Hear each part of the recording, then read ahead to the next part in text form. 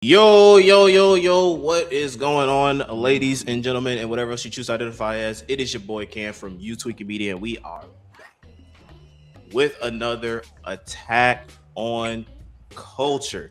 Now, if you're new here, you clicked on this video, you're like, what the heck did I click on? What's going on? Who are these three idiots? Welcome. We're not idiots, but hopefully you're here to say.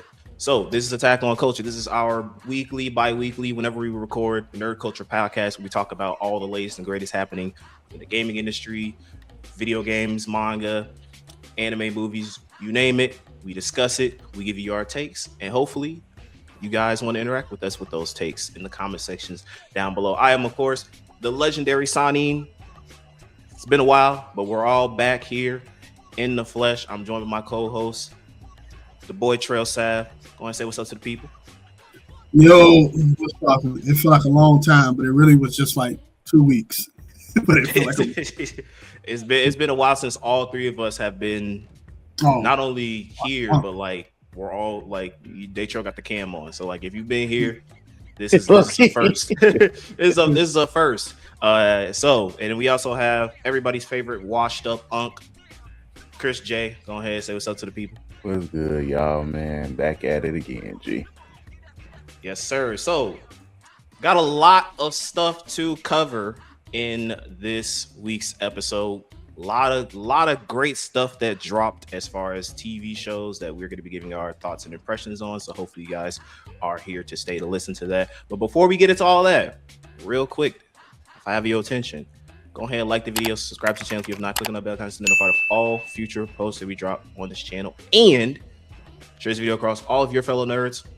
Help us get to 1K sub, guys. That is our goal, and thank you in advance for your continued support as we keep pushing out this quality content. And as always, as a disclaimer, I timestamp all of these videos, so if there is a particular subject that you want to skip to, you want to hear our thoughts on, you don't want to listen to the whole thing, listen, a view is a view in our book. So we thank y'all for that. So we're going to be talking about JOJO's Steel Ball Run is out. We're going to be talking about Invincible Season 4. We got some Crimson Desert Discourse that unfortunately has been sweeping the internet in terms of the gaming space. We got Capcom being some freaks. We'll talk about that. And then we also have some things going on in Tekken 8. Some crazy things happening in the FGC, and we're going to give our thoughts on that. So if any of those topics interest you and you just want to skip ahead, fast forward, whatever, do so at your own will. So all that being said, guys, let's just jump right into it with the anime. So we're going to be talking about JOJO's, this JOJO season, Steel Ball Run. This is something that I think pretty much all of us on this podcast we've been looking forward to the most. So in the interest of fairness, because I like to yap a lot, I'm going to turn to our resident JOJO stan, Trail Sav. Go ahead, let us know, what are your thoughts of the first episode of Steel Ball Run? It is such a, the word bittersweet doesn't even help, right? I need something that's beyond bittersweet. It's like, I don't know why the word assisted suicide is popping up in my brain. The reason we say that, before we enjoy this, there is a peace in knowing you got messed up. And the reason I'm trying to do this without cursing, we don't know when episode 2 is coming out. There's no word on it. It is not weekly. It is not. The lead producer of David, of that side of David Animation, came out and said, we hope to get those episodes out soon. We don't know. We don't know. So next week, we might. So basically, Netflix said, hey, look, guys, we understand that you guys didn't like the batch drop for part 6 for Stone Ocean. We know you guys didn't really rock with that.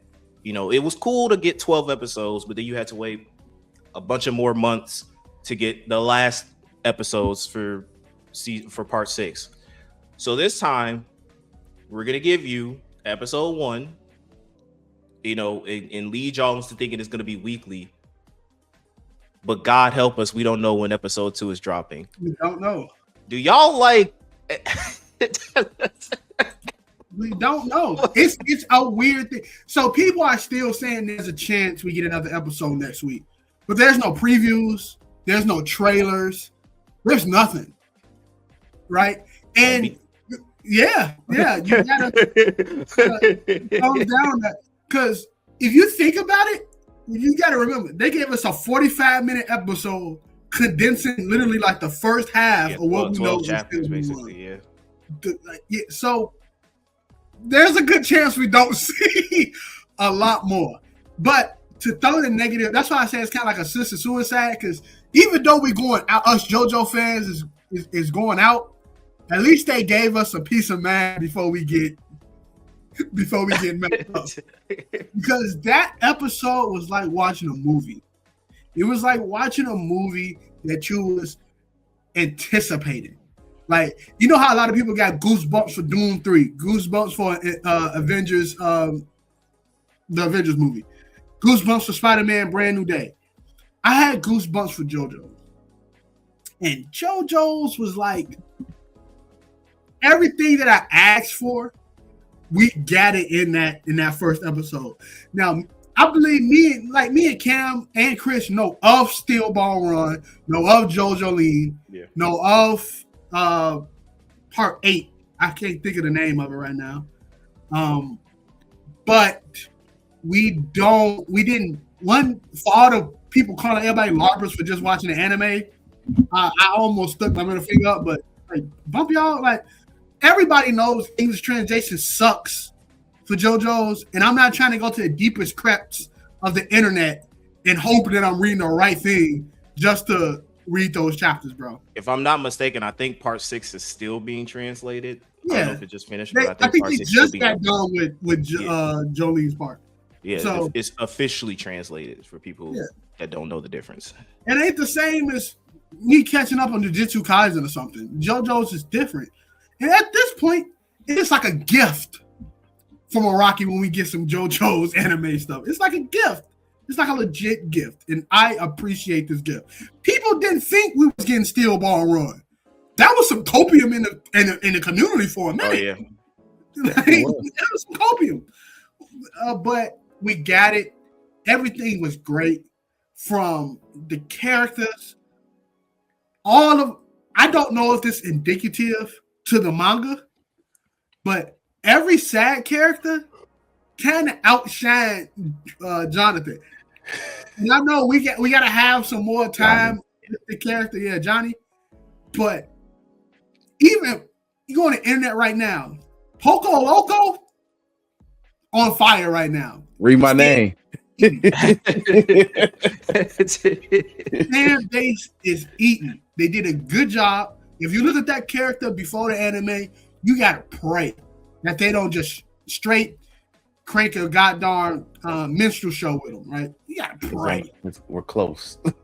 Close. But they did a fantastic job.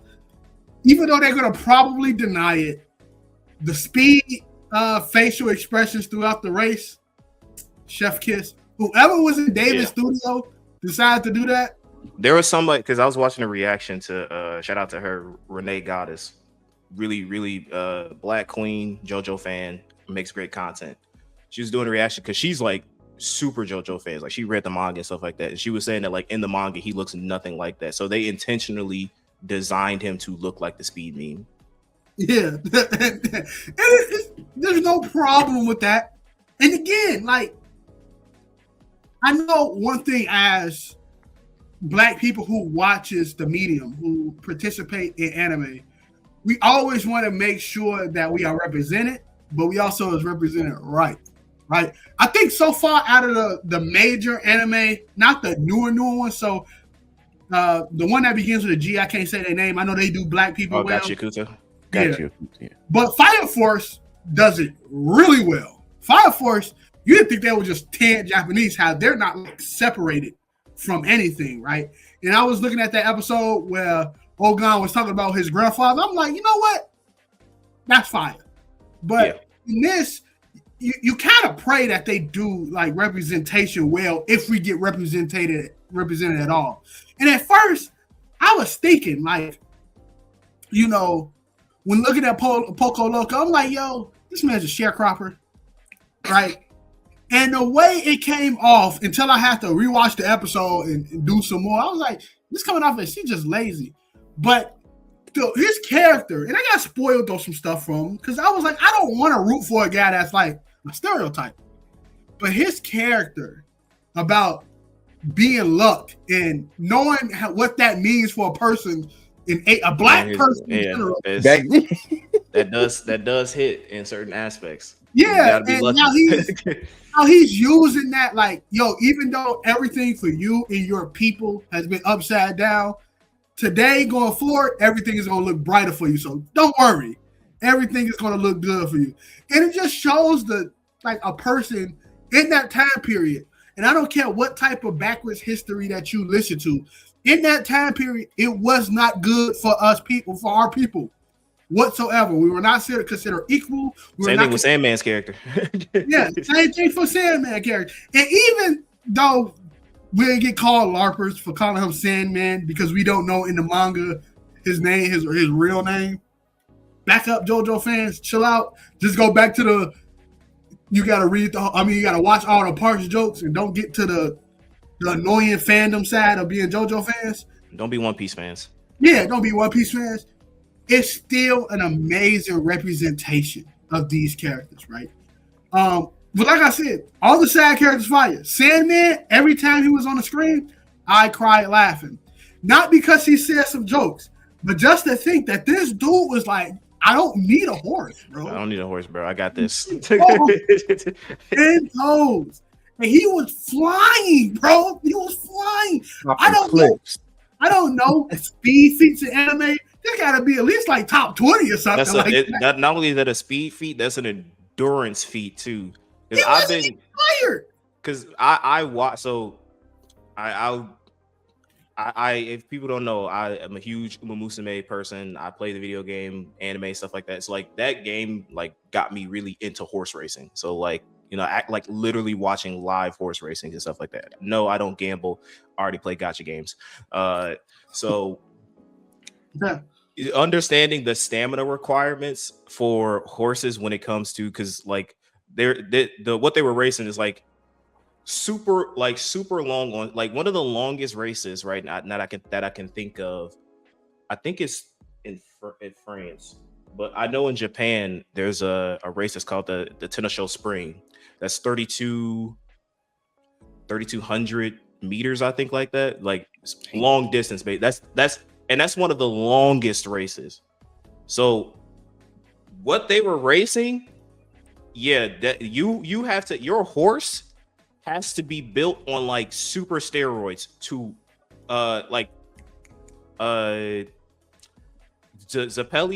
Zappelli's horse, for him to maintain that distance, because he was a front runner. He was leading the pack. Smoking on the whole most. For his horse to continue that type of speed while also doing all the freaking bridge stuff and all this other stuff, his horse is on pads, bro.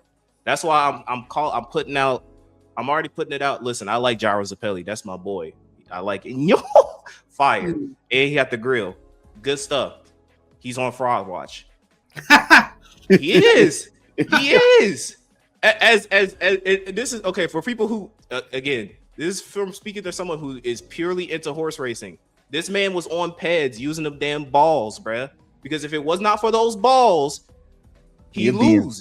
He loses. He would have lost to Poco Loco's luck, and he would have lost to Diego Brando's technique. He would have lost. And plus Johnny's just natural feat for horse racing. Yeah, he would have lost if it wasn't for them steel ball pads. That's what I'm calling them, steel ball pads. He's on Fraud Watch. Good character, you're a fraud. But but again, like this, I really do like this show because as a JoJo's fan and as someone who is gotten into horse racing, this does a lot for me. Just kind of seeing, you know, the anime BS that they're putting into like actual horse racing, and the fact that they are, because one of the concerns that people had was like, are they going to be able to animate the horses well? And they did. People were very mad going into the season because they were like, oh, they're going to make this horses CGI and it's going to look ugly and blah, blah, blah. Yeah, the episode 1 said, yeah, no, It's not going to happen. Horses were very well animated. The race itself was, I think it was very high octane. There were some really hype moments. There were some funny moments. And all in all, that do yourself a favor. The full track is out right now. If you're wondering, oh, what was that soundtrack that was happening? It's called Dance with Steel Ball Run. That track is absolute peak. And that, as they're going towards the finish line and that crescendo's hitting, and then you just see like, Fraud Zappelli with the steel balls, and then the wind at his back, and then them going like Zappelli, like that's hype. That is hype. And then like even when they're approaching it and everybody going steel ball run, like that does something for me. So I thoroughly enjoy it. I do love kind of the contrast between Johnny as well, because obviously, this is a reset. So there's going to be some differences in characters. For all my Avdol fans, we got done dirty. Hey, look, bro. Hey, it is what it is. G, the game is the game. We got done dirty, but hey, at least he was there. But I do like the difference between Johnny and Jonathan. Like the fact that like Johnny is a dick. You know what I'm saying? He got humbled. To an extreme degree, but he did get humbled. So I'm looking forward to kind of seeing how his character progresses, because as Detrell mentioned, I am of the same kind of viewpoint of Fire Force, where I know certain things are going to happen, but I don't know the context behind it. So, and I don't want to get spoiled on that, obviously. So there are some things that I know about Steel Ball Run, but I don't know the context behind it. So I'm looking forward to getting those revelations, getting to know more about, because we know some, stands are coming back. And some other things are coming back from part 1 and part 2 that I'm looking forward to, especially when it gets introduced in the series. I'm not trying to spoil anything, but yeah, overall, W first episode. Netflix and David Productions, please don't fumble again. Let's do weekly. I don't know what y'all got to do. Pay, vacation time, something, but we need JOJOs. Don't fumble this, please. That's it for me, Chris. You got anything to add? Just to wrap it up, like for me, this is like the one JoJo season I'm totally blind with. Like I'm aware of Steel Ball Run, but I didn't know really what the story was and stuff like that. So I'm enjoying it. Character introductions, showing who the real ones are. Shout out once again, Poco Loco. Real one right there, G. Until further notice, we don't watch. But I did not know at all that this was not going to be weekly. I did not know. I literally, for one, I'm blaming the anime community again. You guys was ungrateful when we got the 12 drop and wait 2-3 months for the next drop. But now we don't even know when we're getting anything. And this is stupid. So guess what? Now I have to watch Rooster Fighter weekly until this drops. See? I mean, it's good. That's still good too. It's not bad. If we compare peak to peak, it's Rooster. I know it's not bad, but still, I wanted to watch JoJo. I'm expecting, I'm about to watch JoJo until the next season and beyond. I don't care really, but no, I have to wait. Wait for greatness, G. You got me waiting for horse racing, peak horse racing, G. Come on, man. Yeah, we don't know what's going to happen. Like I said, no previews, no nothing. God willing, we're in the Easter season. It's Palm Sunday next Sunday. God willing, he will bless us with some more JoJos, but we don't know what's going. It's the craziest situation. It almost seems like they gave us this because we've been asking for a Steel Ball Run before it was even announced. So they gave us this before they finished.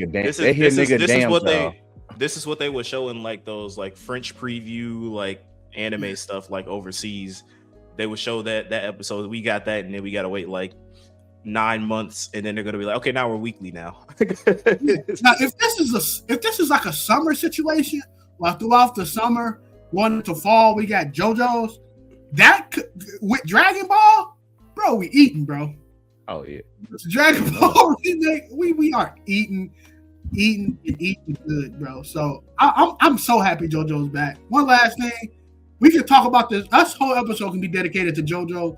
But what they did for, like I said, we said the characters, but I didn't say two. What they did for Zappelli and Diego already make you anticipated for the rest of the season. Yes. It makes you anticipated. The fact that they remastered his part 3 theme whenever he was doing something too, chef's kiss. Hey, look, chef's man, kiss. It's the Diego having a form of the world as his ability. With Listen, I want to keep anything you saw. I don't know about Zappelli. Anything you saw episode, none of that was Stan's abilities. No, so like, that's why I said he's a fraud, because like he would have lost if it wasn't for them steel balls. Like like Poco, when he eventually get his Stans, no spoiler, that luck thing ain't got nothing. That's just him, bro. He ain't got nothing to do with his Stan giving him luck and stuff like that. That's just him, bro. That's what makes him like, this is a black character I can get behind, because that's just us, bro. You ask how we get to the spot we in, bro. Just got here, G. Just got here, bro. Sometimes that's just how it is, man. But that's our thoughts on JoJo's Steel Ball Run. Let us know your thoughts in the comment sections down below. How you enjoying it? No spoilers. I know some of you manga readers love spoiling stuff. Stop that goofy, corny stuff. Just let us know what your thoughts on of what we got for episode 1 and some things you are looking forward to without spoiling.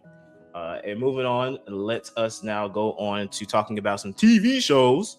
Obviously, Invincible season 4 has premiered this week. The first 3 episodes are out right now on Amazon Prime. So, I guess it's a bit of a disclaimer. Daytrail and I think you as well, Chris. I don't know, but we are all.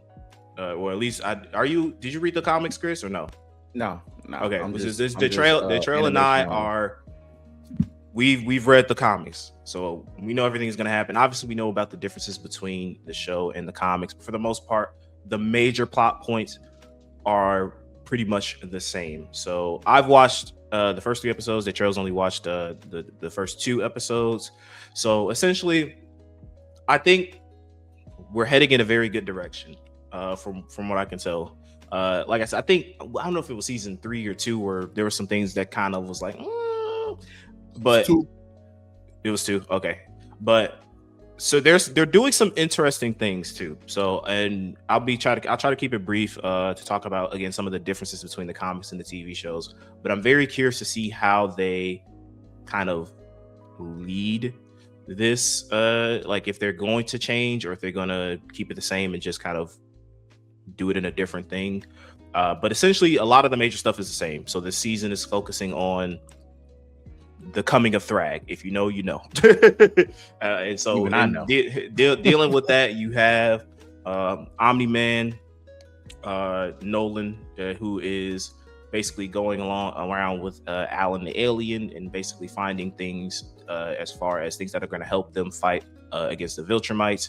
We get episode 2, we get a big lore dump episode focusing on the Scourge virus that wiped out the Viltrumites. I think that is, as far as all 3 episodes, I think that was my favorite one out of the 3. Very, very well done episode. The visual of them tossing the dead Viltrumites bodies into the atmosphere and it forms a ring around the planet. So good.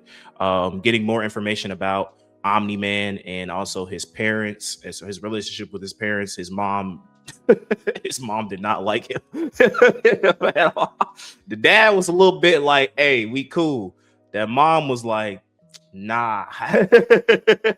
She was beating the brakes out that man, bro. He was like, yo, stop, bro. Hey, look, I didn't watch the episodes yet, but I watched that clip and I was like, gee, bro, I think it's just pilot swapped her to black, G, because that's a black ass whooping. I think it was the rock in her eye that did it, because whenever he did that rock, and she was like, "Oh no, he." Yes, yeah, I'm like, like, that black mom ass whooping. I think that rock made her crash out. But like, yeah, it was everything about that episode. I think was well done as far as covering stuff from the comics, and then again, my most without spoiling, they are laying the foundation, but the T-Rex stuff. If you know you know. That is probably one of my more, as far as again this whole arc of the blue suit Mark. That is kind of like the crux of his character journey with it, with that costume, is his interaction with the T-Rex. And so I'm hoping they really do that part well, because that is a very kind of integral part of his journey of how he defines himself as a superhero. And then also, again, this is just something small, but I am very curious how they're going to cover this, the relationship between Debbie and I think Paul. So now, again, this is differences in the comics. In the comics, she actually ends up dating the costume maker guy. I think his name is Archie or something like that, or Arch. So she dates him in the comics, and it's very short. And they don't really do anything serious with this. But it seems like in the show, they're kind of taking this relationship to be serious. I don't want to spoil anything, but there is something that happens later on where it's kind of like, that's why I'm wondering what they're going to do with the direction between Debbie and Paul, because it is important for some character stuff that happens down the line as far as her relationship status. I'll just put it like that. So all in all, I think that, and in episode 3, I'm trying to remember if this was covered in the because it said it was. It might be filler. It's been a while since I read the comics, but the only real revelation was the Eve stuff that happened towards the end of the episode. If you haven't watched it yet, I won't spoil it, but basically there's a revelation that happens with Eve that is also very important for things that happen in the future of the Invincible comic book series. So all that being said, I'm enjoying it so far. I'm looking forward to what happens in the future. Obviously, the big moment that a lot of people who are comic book fans who are looking forward to is when Thrag pulls up. And again, if you know, you know. So that's all I gotta say, Decho. Chris, what do y'all want to add? I don't got much. Like I said, I ain't even watch yet, but I just watched a clip of my man's parents whooping his ass, and I was like, no, man, I'm sold. That's gonna be cinema, G. That's a cinema ass whooping, G. But at the same time, as somebody who's just animation only, I know Thrag that real nigga too. So I'm patiently waiting, G. Just patiently waiting. But I'm gonna lock in soon. Lock in real soon. I like it. I always think Invincible is good. I do, even the canon stuff, I do dislike some storylines. I don't think they're bad. I just think like it's so high schooly. So I love when they change stuff up to make them more like better. Like the Tyrannosaurus one, or Professor, whatever that thing called. I rock with him. But I like other storylines leading up to the Invincible War. I just like I don't like, and I'm not gonna spoil, but I hate some of the stuff that happens with Eve and Mark's relationship. You know? Oh, yes. Especially, Yes. especially with like in my mind, it's like Killer, you know from day one what happens in Mark's life, and Mark, you know from day one what happened in your life. Sometimes the things people say in your head, you just gotta block out, yo. So that's one thing. It kind of like a lot of this stuff reminds me of Goku had the bright idea to say, in order for stuff not to happen to Earth, and you gotta be on Earth no more. I'm like, it's still gonna happen. Majin Buu Majin Buu disagrees with that. But other than that, I like. Also, you talking about the plot lines. Another plot line that is the robot and Monster Girl stuff. So that also happened. That happens in episode 3. That's what I forgot to say. That happens in episode 3 when Robot and Monster Girl go into the portal, and it leads to that whole thing in the future. I think it's, again, I don't. When the robot stuff happens, you know, shout out to it. People like that character. I just think sometimes a lot of stuff happen in Invincible, and you just be like, damn.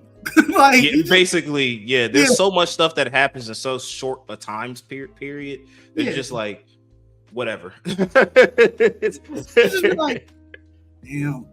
And you kind of wish it can grow legs. Some of the stories and plot lines can grow legs.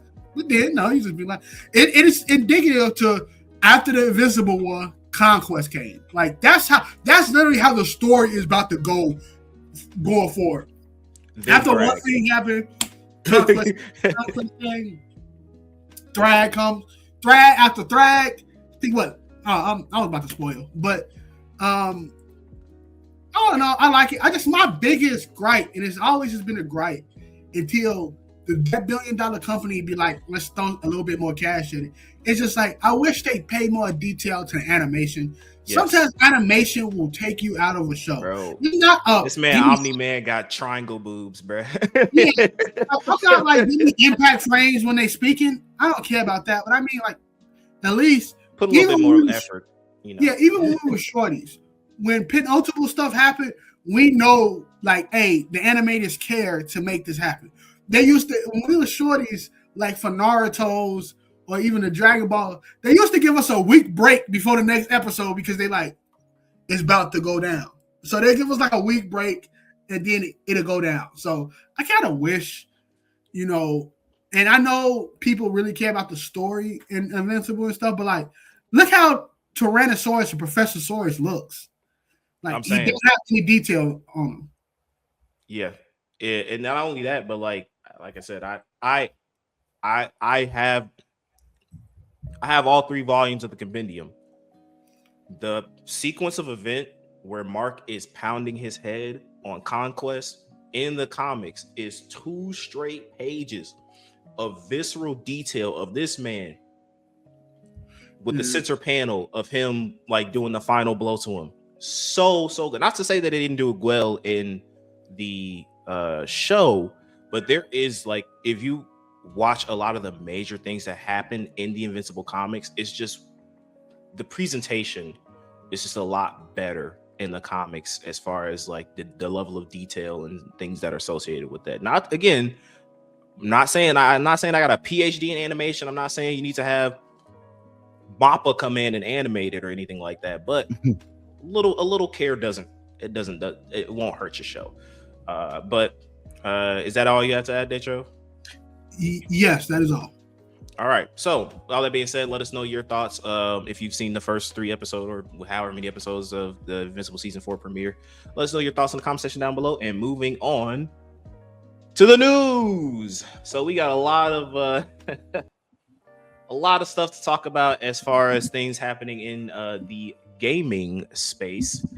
So, first things first, we got to talk about a game that came out that is sweeping internet conversations. Depending on where you are, that is a fortunate thing or an unfortunate thing. But we're here to talk about it more so from Trail Sav because he has been playing the game. So go ahead and give us your impressions as far as Crimson Desert, and then we can kind of segue that on to talking some of the discourse and some of the things that have come out in recent news regarding the game. Okay. So, it is very hard to give impressions without, on this game in particular, without trying to be on a soapbox. Because sometimes when I want to give a review on the game, I talk about it on my way to work to myself to kind of get my thoughts in order of how I feel.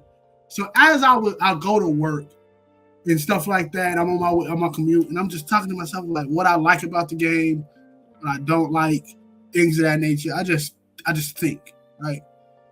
And usually one thing I like when me and Cam give impressions or talk about a game, I always try to talk about it in a sense of we convincing somebody if they need to buy it or not. Not necessarily convincing us, because to be honest, especially for me, I run through games.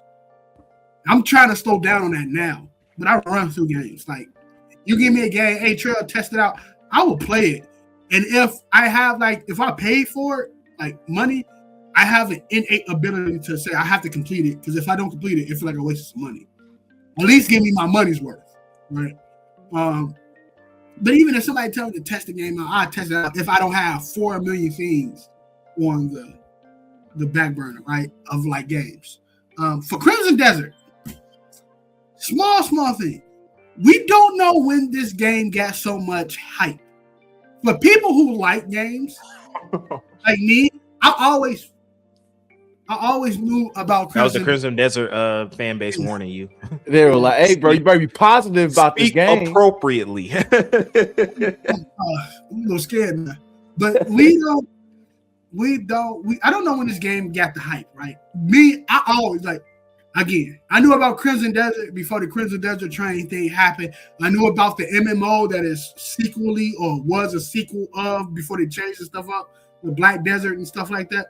Knew about kind of like the Expedition 33 stuff. Me and Cam knew about Expedition 33 before Expedition 33 became the great game that it is, right? I say all that to say this. Even if this game was a 9, 10 out of 10, it do not deserve the discourse that is going on with it. Now, this is not me saying it doesn't deserve the praise. This is not me saying it doesn't deserve the hate. I mean the discourse about it, the arguments, the people wanting the game to fail, or the people wanting journalists to fail off of reviews. It is not worth it. This is not a game that will split, game and the gaming sphere, or like conversations around games and stuff like that, or conversations around the medium. This game is not that. When Expedition 33 was going through the ringer with the AI and should have won and running through, that's a game that deserves that conversation because it's such a great game, and we kind of hold them great games to a certain standard, right? This game does not deserve that. Even if it was optimized perfectly, even if the controls didn't feel like I was trying to fly a plane, it does not deserve that type of talk, right? Quick, like me, my impressions. This game is extremely long, but it is a very long prologue as well. So for me to say this game is a 7, 8, 6, 4 out of 10, I ain't gonna hold you. It will be disheartening, and I will be lying because you have to put in hours to get the full scope of this game. And that's just how it is. So can I give a score? No, I'm not going to be able to hold. I'm not going to hold you to that. Like, I put in a lot of hours into this game, probably, I don't know, probably like 10 or 15 or something like that, which is a lot of hours for a game that don't have a story. And I'll get to that later. But I can't give you a score on something that takes forever to get off the ground. Right? 10 hours into God of War, you know what game you are into. Right? Yeah. 10 hours into Resident Evil, you almost know with the game. That's what I wanted to, and I kind of want to talk about this real quick, and then I'll let you get back to what you were talking about, Daytrail. That's one of the things that this discourse has sparked that has been like upsetting me, is the discourse around length. Yeah. Now, what I mean by that is, for some reason, a lot of people are going like, well, you can't have a genuine take on this game if you haven't spent, 10, 50 hours on the game. I hate that. Yeah, that's not. I hate that. I think that's like the worst cope you could ever give a game. Now, I'm not saying this in defense or against or for Crimson Desert. I'm speaking in general in terms of gaming. This argument needs to die. You telling me that it takes 30 hours for the game to get good, or just get to chapter 5 and the game gets good, is terrible advertisement for a video game. It takes a day and some change for a game to get good is the worst thing you could ever tell me about any game. And I think this Crimson Desert thing has sparked that discourse to an annoying degree, because you have some people who are giving genuine feedback and impressions on the game, not coming from I'm just trying to get clicks, I'm just trying to get views, but people who are like, hey, I played this game for 10 hours. These are my, impressions of it, blah, blah, blah. And you have people going like, bro, only played 10 hours of the game. Like, yes, I played 10 hours of a video game. Something should happen.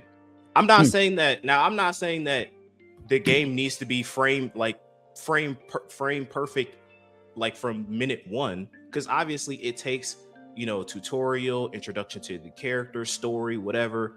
But if you're telling me that it takes an extensive amount of hours for a game to start, for a game to get good, that is not indicative of a good game to me. It's just not, because you're telling me that I have to suffer through trash to mid to get to that actual video game. That's terrible. So I just need that discourse to die. Again, I'm not saying that a game has to be perfect from minute one, but you telling me that it takes a certain amount of time or to this chapter for a game to get good is terrible. Stop it. So I agree so much to what you're saying, because you have to look at what type of people you want playing your game, right? If you want every single person on the planet Earth to try to enjoy your game, then you have to cater to casual players, right?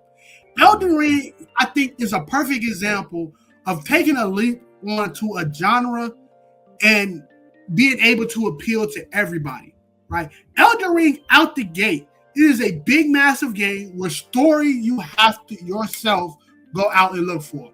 They give you sprinkles of it through people talking, through monologues and bosses and stuff like that. And at the end, when you become the Elden Lord, at the beginning, when you're at the round table telling like this is your journey. But to get the real scope of everything that happened, you got to do that legwork, right? Some people hate it, some people love it. I can care less, really. Now, the reason I bring up Elden Ring, because out the gate, right? Tutorial, let you know what that little area you go through, you do the little things of that nature. But out the gate, they show you there's a tree sentinel right there. You can go and fight said tree sentinel, and it gives you a glimpse of like, all right, this game is hard. You go either further down when you're leading up to the castle, and you fight your first boss. And it's very linear to telling you what to do for people who needs that, needs that linear focus to show you. You can go straight to the exit if you want to, or you can branch out and do other things. You go left and you can meet that dragon that's in that lake. You can go right and fight them trolls, or go into that cave that leads to a boss that'll give you a trinket. Or you can go straight to make another left that leads you to another cave with a bunch of wolves and stuff. I played too much of Elden Ring. That type of thing gives you the option for everybody to have. That's why Elden Ring is so good, because it does a good job of keeping the casual players what they want, and having a hardcore Souls fans that you give them the freedom to do whatever they want, right? Yes. Yep. So that's why this game has a problem, because it's who you going after, right? And again, I don't really blame the development company for this, because again, a lot of this is fanfare off the expectations of this game. And you, as a development company, you have to like, hey, chill out with it, because a lot of people don't do research on the game they're about to play. Like, a lot of people just rate to the Metacritic score, and they type their tweet up from that. They bandwagon off of hype. Yeah, they typed it. What was it on the Metacritic score? Okay, it was anything below 88. All right, trash it. And anything above 88, shout out to it, right? They don't look at the reasons why. They wait for the IGN review to come out, and if they disagree with the IGN review, they talk about how reviewers suck. If they agree with the IGN review, they talk about how the game sucks. Neither here nor there, right? That's what people do. I kind of knew what I was getting to when I got into this game. I talked to Cam about it a lot. I talked to my homie Beans about it a lot. And when they talked about the game, I told them, from my knowledge of this game, the controls suck. From what I listened to other people play, when I heard other people who had hands-on before the reviews came out, and they was able to say stuff about the game, the controls suck. When I listened to when other people talked about the story is non-existent. One of the lead producers of the game, one of the people who came out to talk about the game and stuff like that, literally said, like, hey, the story wasn't really that big of a focus. It's there, but it ain't there at the same time. Like, I kind of knew, all right, I'm getting into something that I'm going to have to build my own journey off of. And it is not the game that's going to do it for me, right? There's one thing that I want to say. It is that people like to compare games based off what little knowledge that they know of games. And that's a problem with me, right? Because a lot of people was comparing this to Red Dead Redemption. And I'm like, for your knowledge of games, how do you compare these two, right? And this is not me sitting on I played more games than you. I got 850 hours in Red Dead. It's me sitting like, bro, I really like Red Dead. This game in Red Dead has nothing other than you're in a environment with trees. Red Dead is like way more story focused. Yes. Way more story focused. No, Red Dead, you can go out, you can hunt, you can fish, you can find little secrets. That story is still revolved around Arthur Morgan. And Arthur Morgan, story about him being an outlaw. That story, the reason Red Dead is so immersive, where it kind of feels somewhat of a open sandbox, is because they pay really good attention to detail to that time period. We were just talking about Steel Ball Run earlier. The lead producer of Steel Ball Run said he got a lot of inspiration from Red Dead. He said he watched the trailer on repeat to get the inspiration to help out with Steel Ball Run when he animated and stuff like that. Like, that's the type of game it is. A lot of people, when it comes to Western these days, take inspiration of Red Dead because Rockstar takes their time with creating that environment. Yes. Like, just set you in there and get immersed to it. When you play GTA 5, older game, really, really old. At the end of that, at that time period, that was LA, right? Yep. We played GTA 6. People are going to hate it because, Florida politics and stuff like that. But when we play it, it's going to feel like we're in something based on the area of Florida because that's what they do in Rockstar. They literally go deep. They sit there for days and hours and really create this environment that is just like the one we're playing in the game. They send that environment and stuff like that. Because the desert, there's no environment to piggyback off of. Every iteration of fantasy or medieval fantasy is literally something new. Niggas create something new about that genre every single day, right? And there's many subgenres within that genre. I ain't got nothing that. So I'm not expecting to, do the same thing or have the same fun with Red Dead that I'm about to have with that game because there's nothing in that game other than the same old, traps of like being able to cook food and puzzles and stuff that any other game got. But other than that, I still have to get my own fun from it. The game is not saying do this, do that. This is how you do that. The game is very short on tutorials, right? There's this thing back in the day that people will, why is there so much yellow tape in video games? Why is there so much white paint on cliffs? Guess what? This game shows you why, right? And this is when I get to the they calling people I want to speak more to it, but it's kind of funny to call them yellow painters. Yeah, I want to speak, and a lot of people are being extremely like hypocritical, especially some of the big people. When a lot of people have some disingenuous takes with that stuff. Yeah, but I look at this game like there was a puzzle that I was doing right in that game. First up, everybody going through that infamous puzzle that nobody was able to. That half of the people who played that game either gave up on. They literally quit on the game. Yeah, it was just one puzzle, right? It's in the beginning of the game, the first like 3 hours, and we got into it and stuff like that, and I did it. My homie Beans didn't do it, and Dion touched something he wasn't supposed to, so he had to start over. But at the end of the day, it's just a puzzle. Now you don't want to help that puzzle. Some yellow paint, a little firefly saying, "Hey, listen," showing you where to go. A little dot saying, or a note that says, "Do this." It didn't do that. The game was these. I remember it was a video of like if Elden Ring was made by such and such about Ubisoft. This would it be like, and it's the whole bunch of stuff telling you what to do. Or if Elden Ring was made by Bandai, it's a little anime girl saying, "Hey, make sure you do this before you go here." Guess what? You niggas need that, and it's okay. But Elden Ring had that. You had the freak. You had Game the of the Year had it. You had the maiden, and guess what? Guess what? when you rest at those fire sites, It tell you a where little to go. arrow points to tell you where to go for story. So you didn't have yellow paint, you had yellow fire sites. Yeah, people make memes and trash on stuff, and when they not even, it's just for slander. A lot of, and that's the I want to bring. A lot of the talk is just slander at this point on both sides. There's no real. Most of the people you see on Twitter wanted this game to fail before it even dropped because they said, "Me seeing the game I wanted to fail actually failed." Like this is what they're talking about. Then you got the anti-woke people using this as a game to, look, this is a real game. They're like, bro, it's.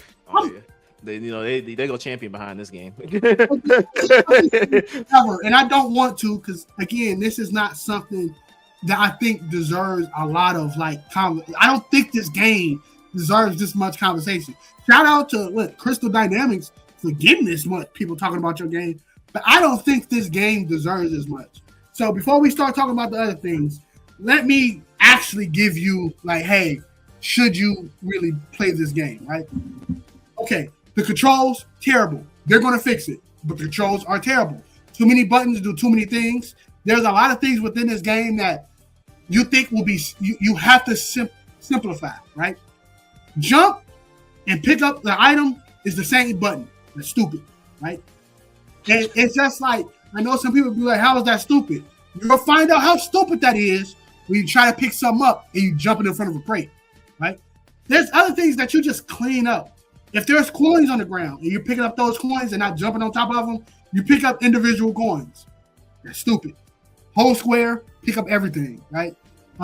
Stealing. There's a whole mechanic system to stealing and stuff like that. I went into this person's crib. I did this whole puzzle to open their chest. I'm going to grab the stuff inside that chest. I did all that without a mask on, and I can't steal it because I don't have a mask on. It makes no sense at all. It really doesn't. If you let me do everything leading up to stealing something and I don't have a mask on, you could have just said you can't do this unless you have a mask on. It makes no sense, right? Again, the controls are very, very, very, very, very, very weird, right? The fighting is a lot of buttons. It's just not L1 and R2. R2 and R1. It's L1. It's triangle circle. It's jump. Square X. It's jump. Triangle circle. It's run. Tap X. Triangle circle. L1 R2. There's a lot which make it feel like you're doing Tekken or Virtual Fighter combos. Nobody wants to play. I was about to say it sounds like a fighting game combo. I'm like, and if you land those things correctly, you feel like, man, I'm actually playing this game. When you do the RKOs, when you do the suplexes, when you fight from people to people to people to people, it feels good. With boss fights, it kind of shows how terrible the controls are because the camera not on your side and the boss is definitely not on your side. So it takes some time. I went into my first boss.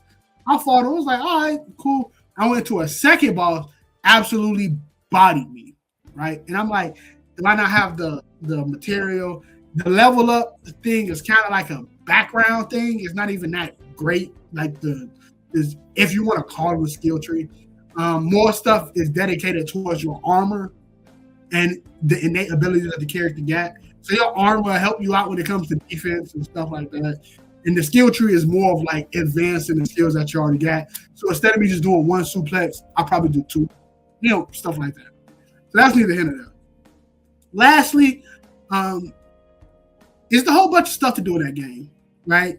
And you will get lost if you have a problem with focus, right? One thing I always like to do in games is if it's a big game and there's a lot to do, and I have a completionist heart, I complete areas. So I make sure I keep myself in a zone and I take care of everything in that area, do some main story. When I'm in another zone, I take care of everything, do some main story. Because I like to keep myself on track. Because if you just say, I'm going to do this, I'm going to do that, I'm going to go down this little plot hole, things of that nature, you're going to get bored and you're going to drop the game. I don't care how great you think your attention span is. Eventually, you will hit one quest line, which you don't like, and you would dread getting back in that game about said quest line. You'll be like, you know what? This other game just came out, or I got the itch to play this other game. You'll pick up that game. I'll actually get into when I talk about some stuff in this game, but I'm going through that right now. But basically, and then you'll be like, I'm good. I'll get back to it eventually, and you don't. Of this game, there's a lot of stuff that you be like, I don't like. Even right now, can I play the game and enjoy it myself? Yeah. Do I want? Because I was looking for something. Like, do I want to go back and look because traversal was bad out the gate? I don't know what people will have against like just regular fast travel. I've been to this place. Let me hold square on the map to go back to that place. I don't know what people have against traditional fast Everybody travel. needs to learn the zoom spell from Dragon Quest. Hey. Man. Lastly, I want to say, who is this game for? Right? If you haven't bought this game yet, and you're looking to say, should I buy this game? I will say, if you think you're going to get the same fun from Red Dead Redemption 2, don't fool yourself. Again, you might think Red Dead Redemption was a hands-off game. It was not. One, it's a very simple game. One, Red Dead, as much as people want to say it, it was just crazy. I believe Red Dead is one of my favorite. Red Dead 2 is one of my favorite games of all time. Top 10. It is simple. Shooting, fighting is simple. Once you get a hang of fighting and shooting in that game, you will not have a problem, right? The animals, once you get killed by a bear, you will probably never get killed by a bear again because you realize how to fight bears. Like, that game, dude, it's very straight line. Again, what keeps Red Dead immersive is the time Rockstar spent creating that world. Yep. Not you, right? You go fishing, it's that fishing mechanic that made it feel so great. Not necessarily you made this fishing battle amazing. No, the game was catered to a very casual fan base, right? I don't think Red Dead is a good comparison. What I do think what I do think is a good comparison for this game is, and people might hate me for saying this, but people have to get their head out their butt when it comes to this company, is RPG Assassin's Creed from Ubisoft. If you like that style of gaming, yeah, I can see you will like this game. The one that I think is the most common is Origins. If you like Assassin's Creed Origins, you would like this game. You know how Origins in Assassin's Creed got so many things that you can go do right after you get out the so many quests, so many people to fight. You can go for the Cyclops. You can go for this and all that type of stuff. This game is just like that. It really is. If you care about how your armor and stuff look, and this game is just like that. So if you like those Assassin's Creed type games, I ain't gonna hold you. You will enjoy this game, right? Another game that people are trying to compare it to, The Witcher. No. Now, the epilogue, like in Red Dead and The Witcher, is slow. So people like to compare those games because not the epilogue, the prologue is slow. Yeah. It ain't the same. Like, Witcher prologue is slow, but again, Witcher stuff is very focused on the story. Those side quests that you do is low-key still have something to do with the overarching story in that game. If it involves Witcher also has yellow paint too. The only thing that gets you lost in Witcher is sometimes how dark them caves are. But Witcher's a good game to say, like, they give you a lot of ways to tackle things, but it's also very, like, condensed. If you know how to swing your sword in The Witcher, you're good. Like, now you can take it to a different level. If you're on Death March, you take a different type of toxins and decoctions and stuff. Of course, you're going to lock in and it's going to be fun. But just off base, normal difficulty Witcher, if you know how to swing that sword, you put your mutagens on attack, you will not have a problem in Witcher. But this game is not like that. This game, I'm not going to say it's a hard game, but it's not like everybody can play it. This game feels like what it was sold off of. It used to be an MMO, and now it's a single-player game. And it feels like that. The story is non-existent. If you're looking for a story, and this is not me saying it, the people who created this game is not even bigging up the story. They don't even talk about the story, right? One person just came out and said, like, hey, the reason it feel this type of way is because we wanted this game to be something like an MMO at first, and then throughout the development cycle, it became a single player game. So some stuff kind of got left behind. Shout out to you being honest. It be like that sometimes. Just say the story sucks. Right? And it's okay. A lot of games don't have stories that's dedicated to you. Can you be a person that gets some enjoyment out of the drip feed of the story that they give you? Yes. Even though that man look like John Medieval, can you like him? Yes. Right? It is what it is. But again, I don't think this game deserves the amount of talk it's getting, bro. And that's just to be honest with you, like, let's move on. Also, I talked about this the last time I was on and we talked about a new game. I always said after every impression of a game that either me or can't play, I will always do from what I'm seeing on the internet, what I'm seeing from reviews, or from what I'm seeing out of our gameplay, where am I ranking this game in terms of like, will it be on that stage holding this trophy, game of the year? Newsflash, hell no. But I don't think it really, I hated this term, but the more I thought about it, hey, it's true. That game is a jack of all trades, but a master of none. That game won't wow you with its OST. That game won't wow you with its combat. Though it's a nice, like, fun, I'm pretty sure there's going to be other action games that come out this year, a la Wolverine, a la Phantom Blade Zero, that's going to wipe this game out. Again, I told you the story. Is it good? No. Right?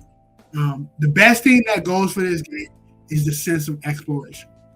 And if you have that, I want to take over the world, I want to do every single thing, you will get it. If you like little details of using a sword to direct the sunlight to the meat that you threw on the ground to cook it, shout out to you. But for a casual person who look at games like casually, just saying, is this the game for me? That game is not for everybody. I will put it right now out of all the big games that came out, right? I'll throw, yeah, look at all the casual sets. I don't think this game is going to win anything. I'll throw Resident Evil right now being the top game that has came out so far in 2026. I would throw Slay the Spire 2 being a front runner for game of the year right now. Slay the Spire 2. I throw Eugenics at 3, probably right after Slay the Spire in terms of winning like indie game of the year. Definitely is leading everybody in soundtrack. There's no soundtrack better than the Eugenics soundtrack right now. I ain't gonna hold you. That Monster Hunter story game, I'm throwing that in here. Nothing but good things I have heard from that game. What is it? Monster Hunter Stories 3? Monster Hunter Story 3, yeah.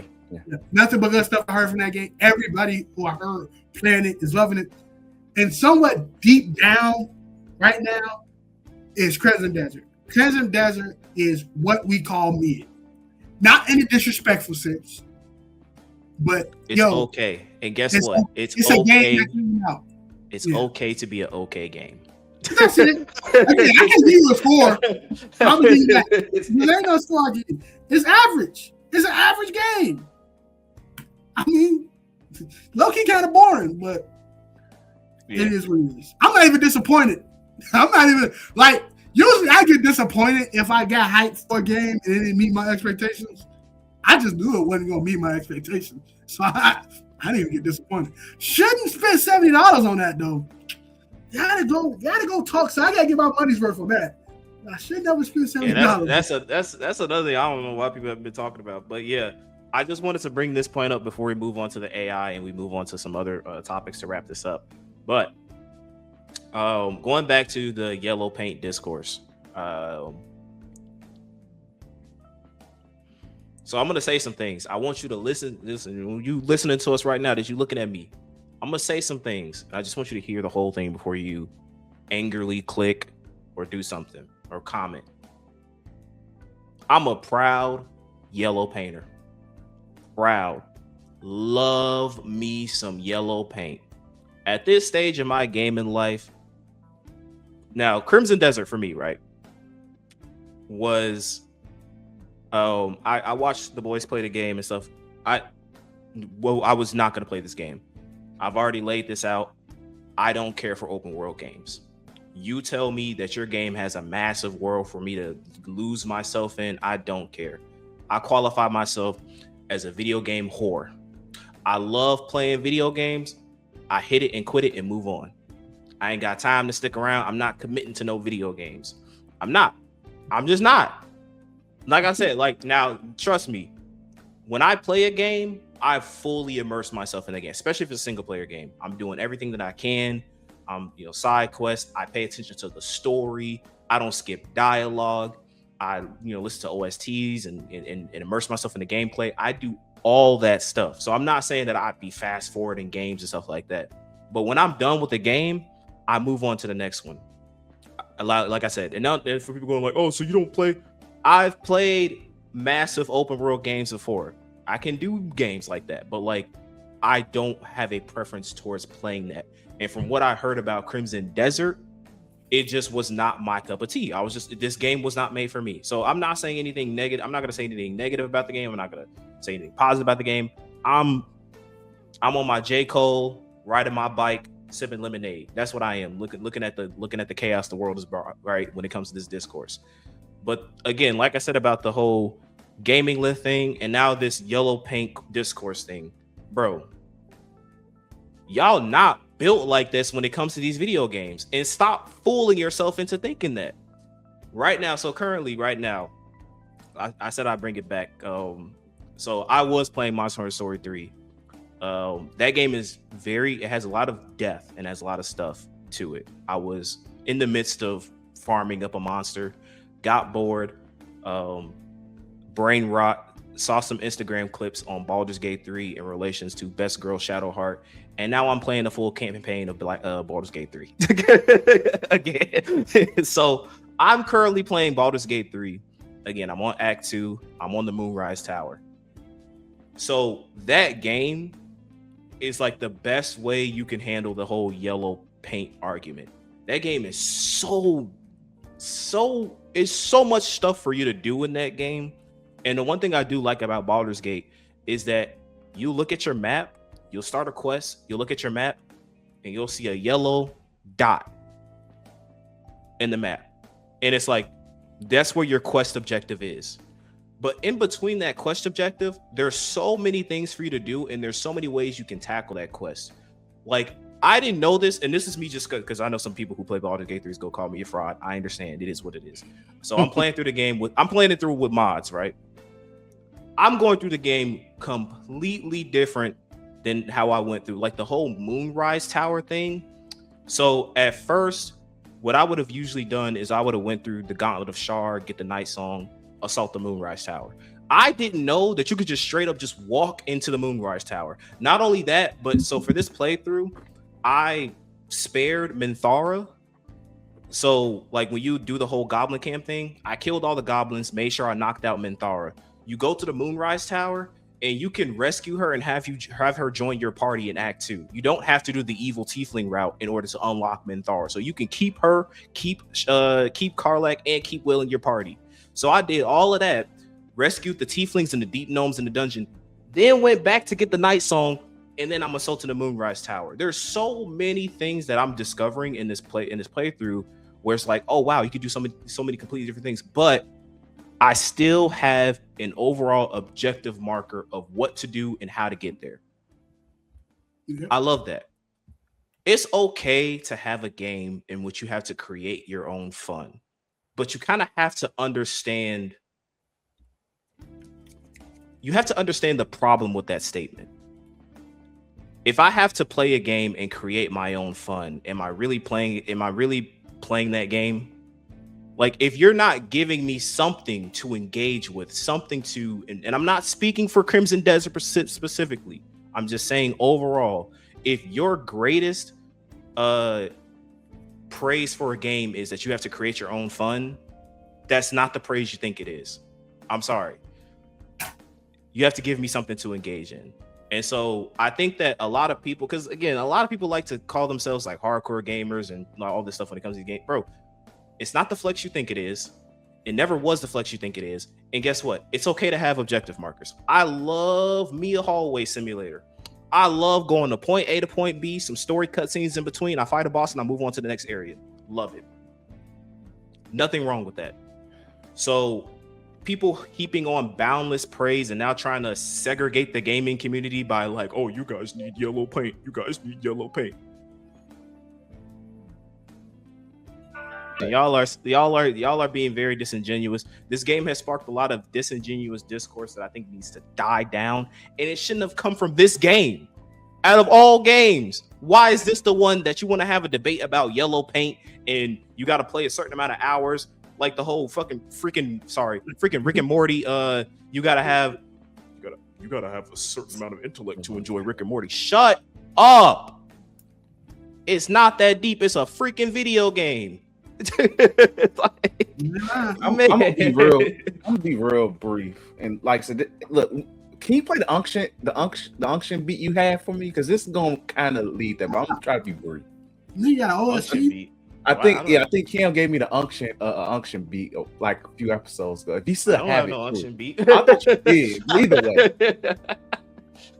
ask the old nigga here, and probably the most experienced gamer here, as somebody who's played Sega Genesis, Super Nintendo, PS1, N64, Dreamcast, PS2, Xbox, GameCube, some PC games.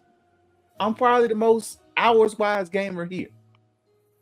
I was at one point a hardcore gamer. My PS2 catalog at one point was almost 200 games. 3 memory cards. But either way, PS3, played everything. PS4, that was the end of my prime, you know? Hey, it is what it is.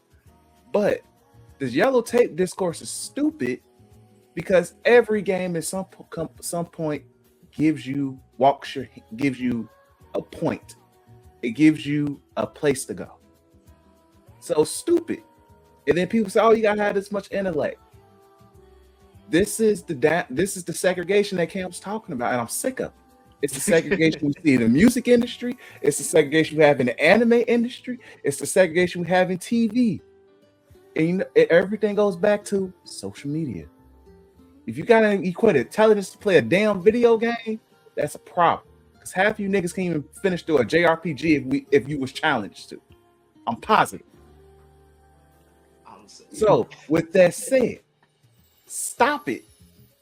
And even then, I feel like this game in itself is an industry plant. Okay. I'm dead ass G. Because I remember seeing like stuff on Facebook and I'm like, where's this game coming from? I'm like, who made this game? And I'm like, oh, they dudes who used to make Tomb Raider. Oh, okay, that's what's up. Shout out to them. But where's this coming from? Like, I've seen this stuff for this game a year ago. I'm like, okay, it's an industry plant. It's the Deutsche of video games. It's the Deutsche of video games. That's crazy. Hey, look, and I'm being real honest. It is what it is, because where did you come from? It's an industry plant. If you got a problem with that, guess what? I don't give a damn. But either way, this game ain't worth damn dialogue, G. Shout out to Chris. Y'all got people, you got a polarized video game, G. You got a viral. Honestly, that's the best thing you could hope for, because there are going to be people who hate by it. So whatever happens. Shout out to whoever has the $300 hour journey to platinum this game. Shout out to Daytrail if he platinums this game. I don't think I got time to do that. Once again, shout out to him if you do. Hey, I'm very curious. Subscribe so I can quit my job and then I can platinum that game and get y'all the platinum. Look, man, go fund my man so he can platinum this game. But either way, point is, y'all gotta stop, bro. In all forms of media, it's getting annoying. The discourse among certain stuff is just getting annoying, and this is my shut the hell up moment. Please, Cam kind of already went on the rant part, so I appreciate it, but I'm giving you the mellow version. Stop it. Enjoy what you like. It is what it is. Because guess what? My busy ass life, I can't even invest in this game. Simple as that. I can't. Took me a month just to be goddamn Ghost of Yote. Why? Because I have a freaking job and a girlfriend and a life, G. Look, and I know I could. And 5-6 years ago, I would have finished Ghost of Yote in a week. But no. Super. It's unfortunate, G. Super. Either way. It is, G. This ain't made for people like me, and I'm accepting of it. You know, I lived through you guys, and even Cam was like, "Hell, no, I ain't touching this." Daytra is like, I don't expect Daytra to play this in a couple weeks. I really don't, unless he's bored as hell, or it's just for content purposes. I ain't gonna hold you, Fono. I think it was release day, and I was playing this, and I think it crashed on me. It's crazy. I got like 180 hours in eugenics, and I'm still locking in. Still locked in, bro. I was like, you know what? Playing the cat game, and it's like, look, man, this is absolute centerfold for my man's. Like, that's what we're talking about. But is Daytra not qualified? No. No, because he hasn't played 50 hours of the game yet, so he can't give his actual genuine takes on the game. And he also hasn't gotten to that one area where you fight that dragon to unlock this one quest where you get this really cool spear. So he can't really speak on that game until he gets to that point specifically. And even then, if he doesn't beat the dragon in less than 5 minutes using the most optimal combat on my YouTube video with my tens of thousands of subscribers that I bought it for, then his take isn't genuine. Nuance is dead, everybody. You either love a game unapologetically and you belong to a cult, or you hate everything and everyone who hates fun. There can never be a nuanced discussion of a video game when it released, because you guys don't want to have that discussion. A lot of y'all are disingenuous. You want the views, you want the clicks, and then some of y'all are just bandwagoners. So unfortunately, the 3 weeks of Crimson Desert. 3 weeks with Resident Evil 9 was probably the best part of gaming in a while. Everybody was just happy for a great game to come out, and then here we go. We're back at it. Yeah, we're right back. We're back. We go be in the thick of it when GTA 6 drops. So this is just a prelude. This is a prelude to even worse gaming discourse when that game drops. I'm gonna wear my Capcom hat. Well, it's a different case with that. Well, let's move on. So we'll move on. So hey, can we like? It was AI folk. I low key don't want to defend these niggas, bro. All I'm gonna say is this: keep the same energy, man. Yeah, bro. Please keep the same energy, because y'all all of a sudden making every excuse under the sun. Y'all was not like this with Expedition 33.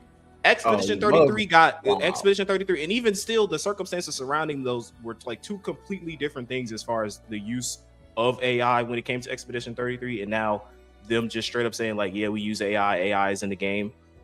Y'all are making every defense under the sun for this game, but as soon as it happened, as soon as it was an inkling of, and we didn't even, y'all were saying this before we even got the full context of the situation. Y'all were like, oh, shouldn't be game of the year. Use AI. Oh, the indie game thing that nobody cares about anymore. I'm glad it got disqualified. Keep the same energy. Mm-hmm. Keep the same energy, man. That's all I'm saying.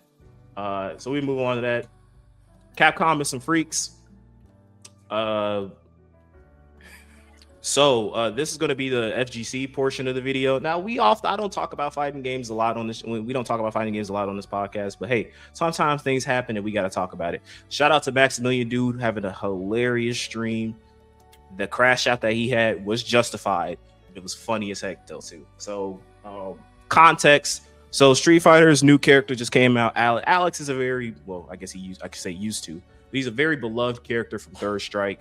A lot of people were looking forward to him coming out, and this also kind of precedes a lot of the latest patch that just dropped for Street Fighter, which people like in the community are having some conversations about. Like, a lot of people aren't really happy about what happened with the patch, but then this Alex stuff happened, and now this is kind of like at the forefront of Street Fighter news. So if you don't know, it was revealed that Alex at the end of his arcade story mode is in a relationship with Patricia, and they're married, and she's pregnant with his child. Now, I just gave you a TLDR, and now if you just heard that statement, you'd be like, okay, what's wrong with that? The problem is the circumstances behind that. So essentially, Tom, who is Alex's adoptive father, he's the person who trained him, is Patricia's biological father. Tom also is Alex's mom's cousin. So they're related. So him and Patricia are, I think they said they're second cousins. They're related by blood. So Sweet Home Alabama. So a lot of people were not happy about that because in other iterations of Street Fighter, it was kind of assumed that they had a very platonic, family relationship. That's not to also mention the doubling down they did in World Tour, which is kind of like the story mode, open world part of Street Fighter, where it's revealed kind of the way they fell in love. Now, I've heard some things about the Japanese translation being even worse, but the way it's presented, and this is just me looking at it, this is an outsider looking in. So you have incest already, which is weird. And then you also have slight grooming, because there is a part in the World Tour where it shows Alex, who's like, he's not like grown up. He's like 6 years old or something like that. He's holding baby Patricia. And then the dialogue is like, it's very weird because this is where Max crashed out. His dialogue, like where he's holding baby Patricia's holding his arm, is like, even though she's a baby, she feels so strong and her hands feel warm. And like Max at this point in the stream, he was like, can't do it, chat. I'm not doing it anymore. I don't want to talk about this anymore. He calls it a generational character assassination. And this is coming from Maximilian Dude. So a lot of people in the community are upset about this. They think it's very weird, something that Capcom did not need to implement. I feel the same way because I'm looking at it, I'm just like, why did you feel the need to add this? And I want to say this, but it's going to sound wrong. I'm trying not to sound ist when I say this, but if you know, this definitely seems like not only some fetish stuff, but this just seems like Japan being Japan. Not gonna hold you. Like, I'm sorry. This is just some weird stuff that, like, it's just the justification for it. I don't see any justification for it. I don't see any situation where you're raised in that sort of environment and you marry your second cousin and now she's pregnant with your child. Weird. That's my thought. Any thoughts y'all got to add on to Freakbull Capcom? I mean, yeah, you're right. I don't even think it was needed. I don't think your fan base would have cared, but somebody had to get that they self-insert off. So, what's your thoughts, Chris? And look, Capcom, y'all was doing well 3 weeks ago. It was all good 3 weeks ago, G. It was all good for you 3 weeks ago, G. You had the hottest game, still one of the hottest games, and now look, it all went left again. Because you had to let your DLC character for this new season be a freak man. So whoever wrote it is a freak man. Especially with everything going on in America right now. Hey, check his computer files, bro. In terms of these files, he was probably there. Hey, check your computer files, bro. So with that said, they wild. They are wild. And Capcom was all good 3 weeks ago, G. Y'all was tweaking. Y'all messing up y'all rollout, G. We was giving y'all love last week, G. But no. Get it corrected in another Chris, 3 it was weeks the same person who it was the same person who instigated the Sherry and Leon stuff. Probably was one of them. Well, yeah, let us know y'all thoughts on Capcom being some freaks and the generational character assassination of Alex.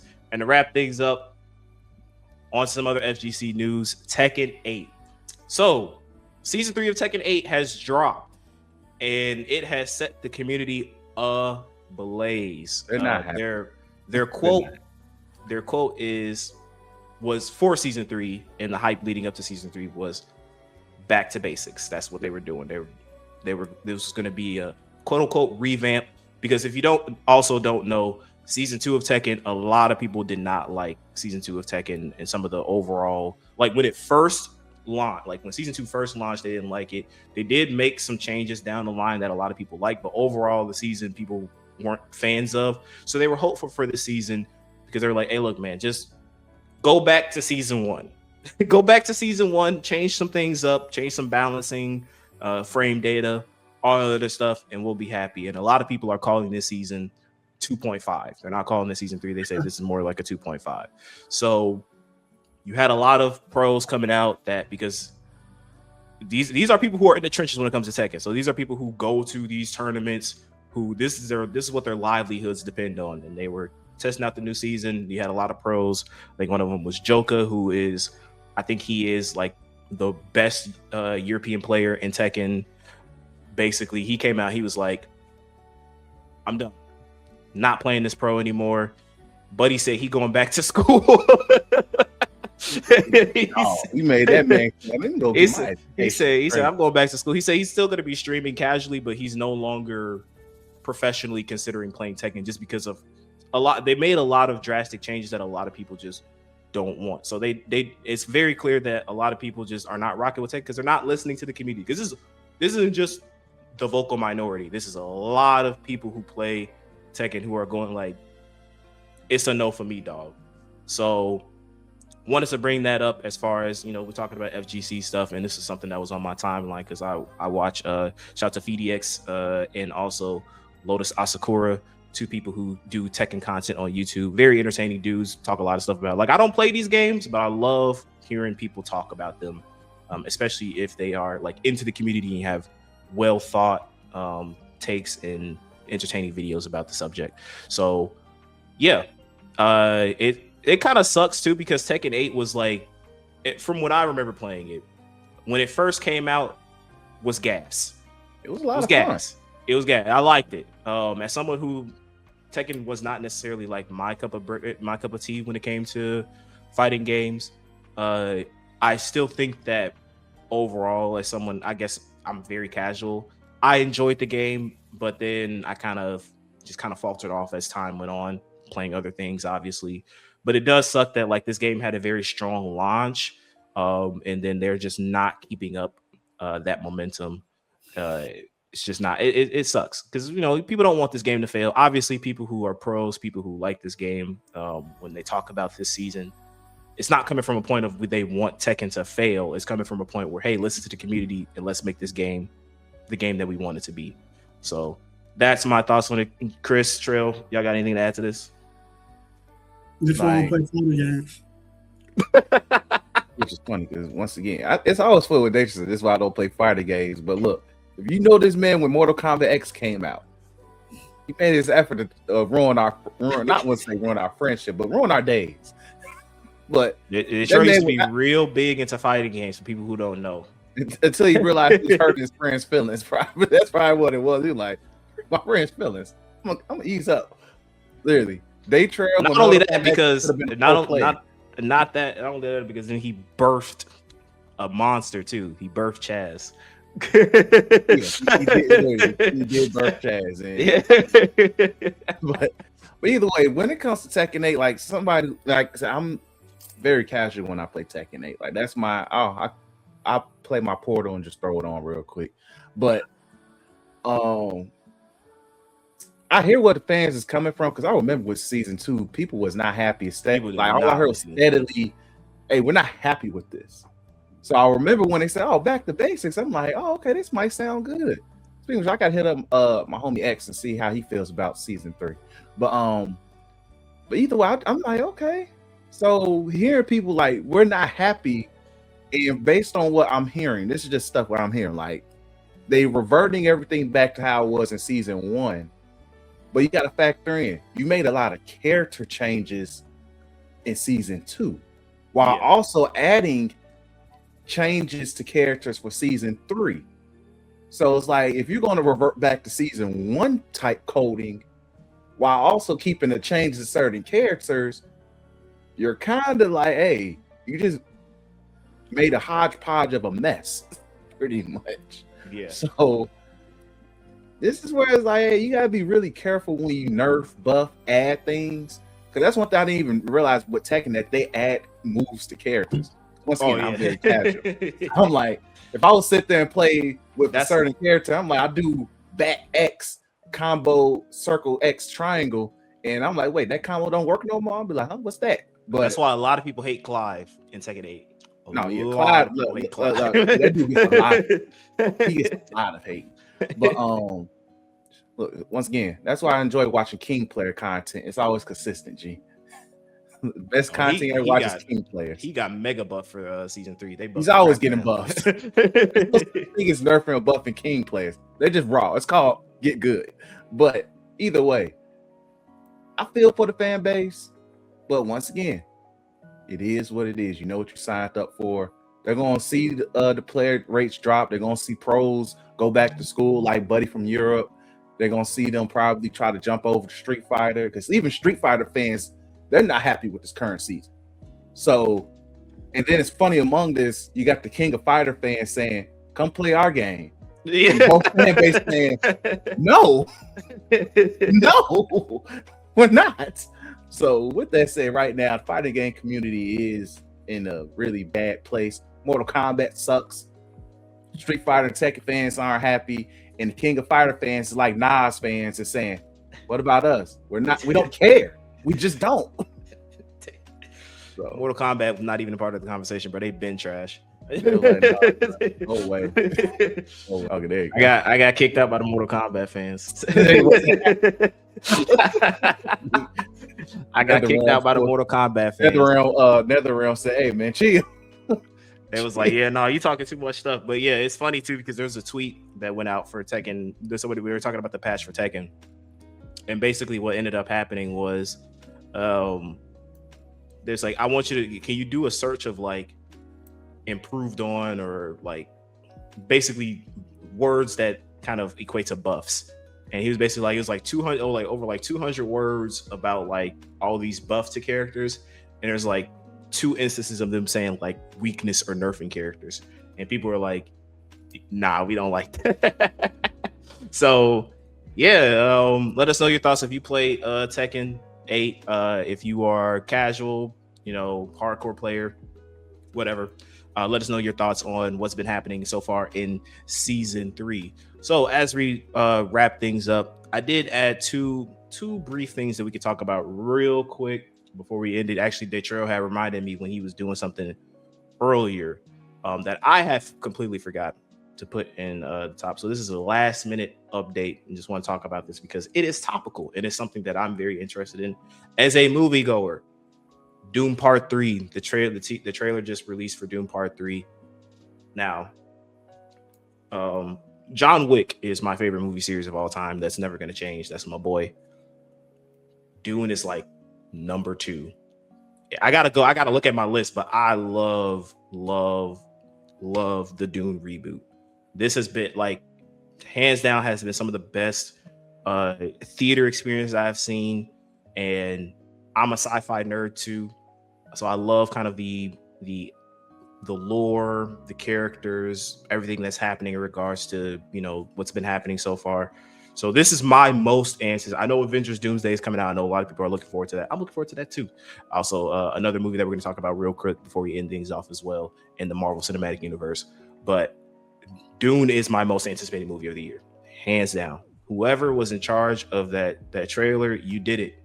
I definitely want to give a shout out to Hans as well, the music composer.